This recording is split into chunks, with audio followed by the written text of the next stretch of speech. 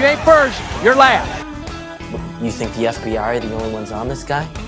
The key to victory is anticipation. If she were a president, she'd be Abraham Lincoln.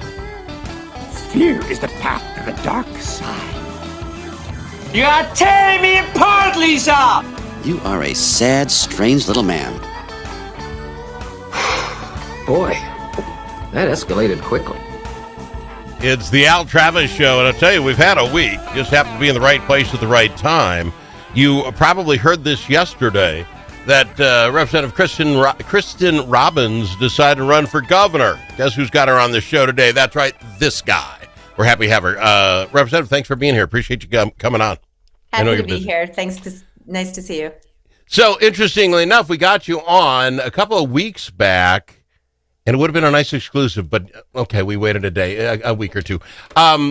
Give me your thoughts on timing, why you're jumping in now. Why does the state of Minnesota need Kristin Robbins?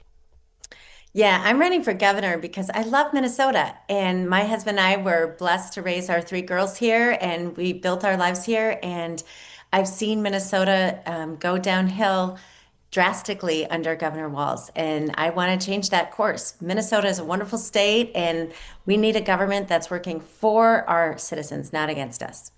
So let's get some background on you. We didn't do this last time. You're the rep that was on the show. We'll talk some stuff.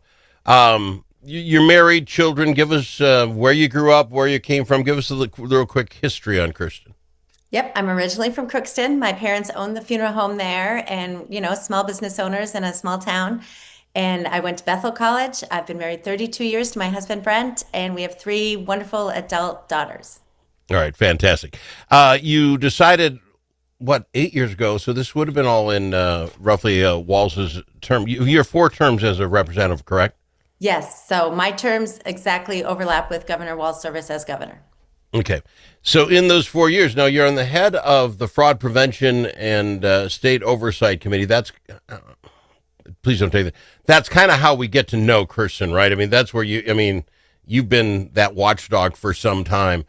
When I watched your video, obviously fraud is a big part of your opening video. What could a Kristin Robbins do to get Al to stop being so mad? Again, another one, I think it was Carol Levin. Carol Levin the other day, we're paying evidently for housing for dead people now. They die 3-4 weeks later. We're sending checks. I'm getting really tired of it. What does a Kristin Robbins say? You know what? Here's how I stop that. Right. What we need is a governor who will take action and hold the agencies accountable and stop it on the front end. And that's where Governor Walz has absolutely failed the people of Minnesota, because that fraud that AJ Legault on Carol Levin reported about the housing for dead people, that was flagged. DHS and the Attorney General did not respond to whistleblowers. And so if we are not holding the agencies accountable for basic internal controls, like verifying eligibility, like making sure that an organization is legitimate before you send payments, then we cannot stop it on the front end. And once the money is stolen and out the door, it's really hard to recoup. Yeah, and it would seem almost, I'll get in trouble for saying this, not you. I think there's something embedded in some of these departments that's okay. They're not watching Al's money. They're trying to get as much money so they can send it out the door.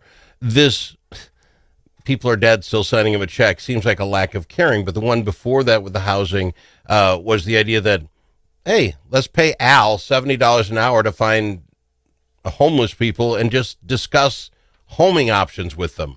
No regard to whether they actually ever got placed in a facility or not. Al just got paid to roam the streets and say, I talked to people. How do we set that stuff up?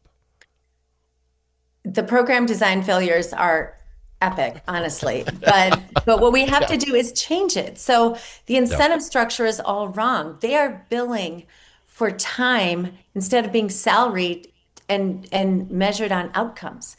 No one is checking to see, did you actually help people get housing?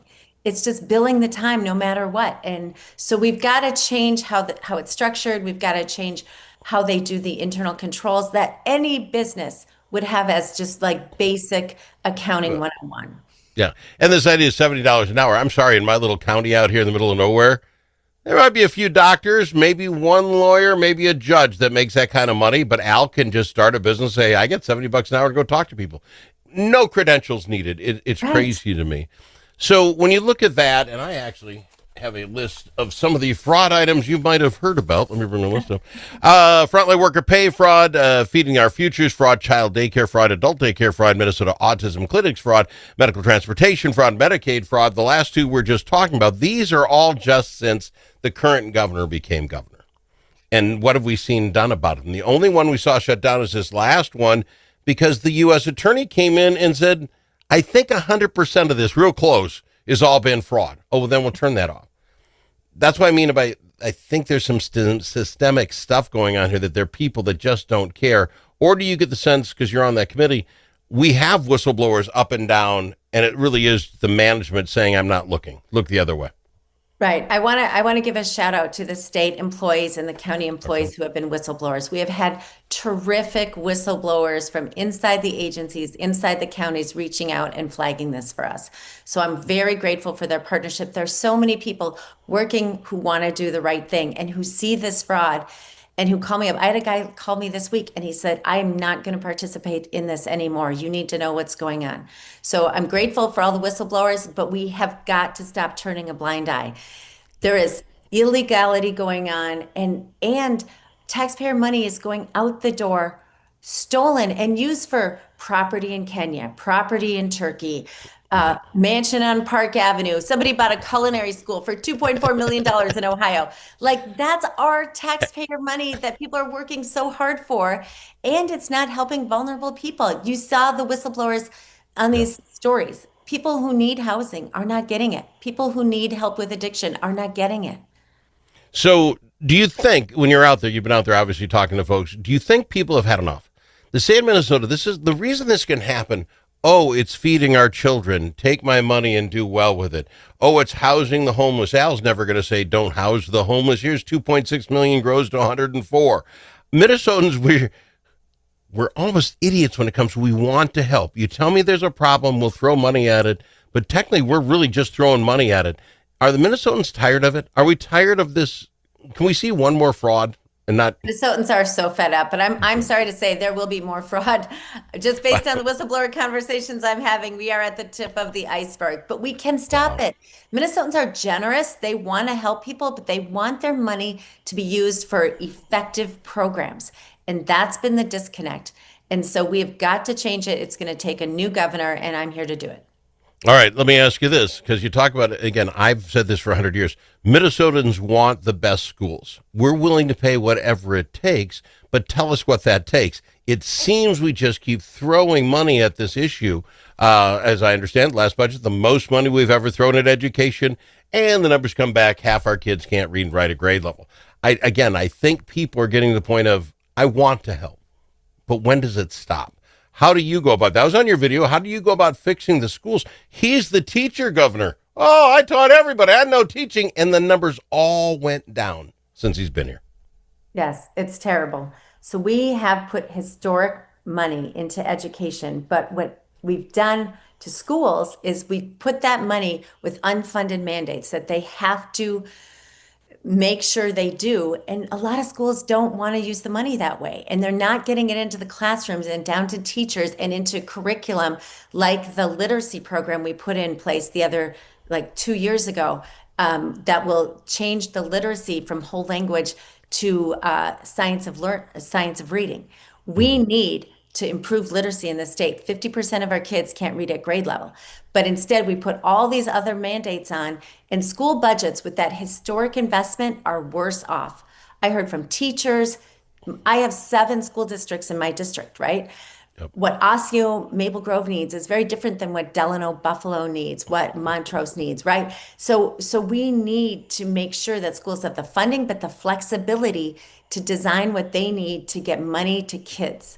And that's all these mandates are hurting our schools. And one last just topical one, then we'll get to the how to get there. One of your messages is protecting girls' sports in Minnesota. There's actually a lawsuit, I believe, with 3 women challenging men in their sports. How are you going to go about fixing that problem? Yeah, we're going to say that you participate in the sports. based on your biological sex, and you're in the locker room that is based on your biological sex, and that will protect girls' sports from injury, from losing out on achievements, from losing out on scholarship opportunities. So we want girls and to have all the opportunities to compete and to be safe. All right. And now it's the process of getting you to the governorship. You're asking, for folks tuning in, Kristin Robbins wants you to help her out and help her become governor of Minnesota. It's Kristin Robbins for Minnesota.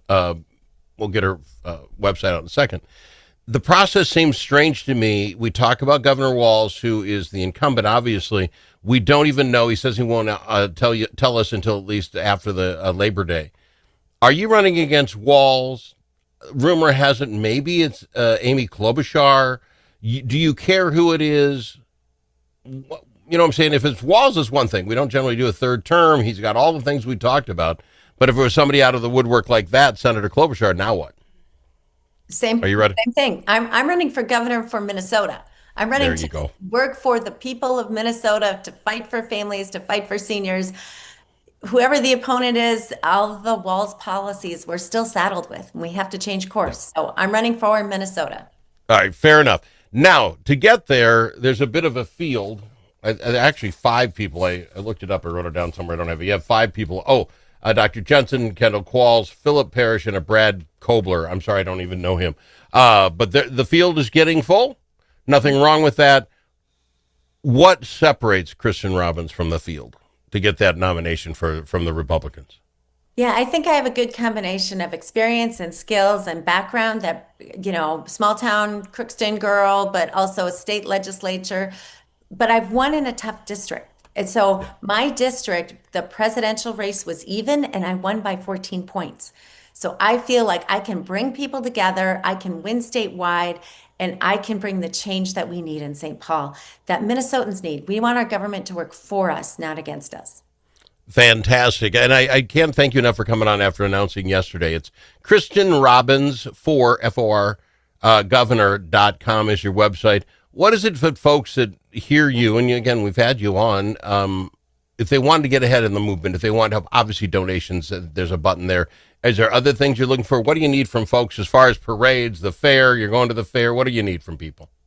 I need all of the above. So there's a volunteer form on there. If people can sign the volunteer form, someone from our team will follow up with you. But throughout the year, if there's a festival in your area, a parade, something going on that I should come and meet folks in different parts of the state, I want to go to every part of the state. I want to meet as many voters as possible because I'm going to be fighting for you.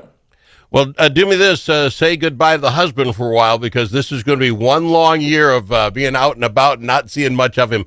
But I want to say thank you for getting in the mix. And what I mean by that is a lot of people talk, this guy in particular, every day about the problems that are going on in the state of Minnesota. It takes a lot for a person to get in the game. You've been in the game for 4 terms as a representative. You know what I'm talking about. It's tough on families. It's tough on time.